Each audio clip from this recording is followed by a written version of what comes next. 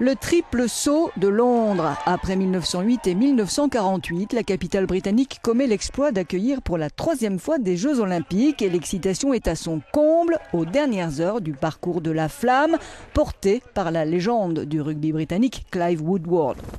Il aura fallu 7 ans pour en arriver là, à ce parc olympique de 250 hectares tout neuf, stade, piscine, village d'athlètes, qui doit redynamiser l'Est londonien.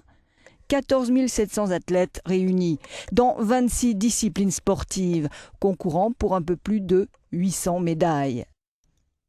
Les temps ont bien changé depuis les Jeux de 1908 et l'image devenue célèbre du marathonien italien Dorando Pietri, vainqueur titubant et déclassé pour avoir été aidé. Londres avait eu les Jeux sur le forfait de Rome, trop occupé par l'éruption du Vésuve. Les Anglais construisent un stade à White City en 10 mois.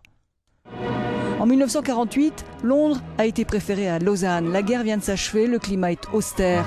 Par mesure d'économie, rien n'est construit pour l'occasion. 4000 athlètes viennent de 59 pays. Ils sont logés chez l'habitant ou dans des casernes. Certains apportent leurs propres vivres. Ce sont les premiers Jeux télévisés. Ils rapporteront l'équivalent de 38 000 €. Histoire bien différente aujourd'hui. Les Londoniens ont mis à eux seuls près de 800 millions d'euros dans le budget de la fête pharaonique. Près de 10 millions de billets ont été mis en vente et la cérémonie d'ouverture devrait être suivie par 4 milliards de personnes.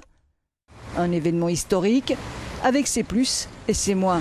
Les Londoniens craignent l'asphyxie. Avec environ 1 million de visiteurs attendus, le réseau des transports est sous pression et les couloirs spéciaux mis en place pour les athlètes, les VIP et les organisateurs provoquent la grogne des Londoniens.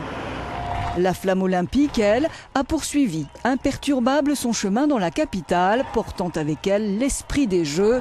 En 1908, au premier JO de Londres, elle n'existait pas encore. Elle brillera sur ces Olympiades 2012 jusqu'au dernier jour, le 12 août prochain.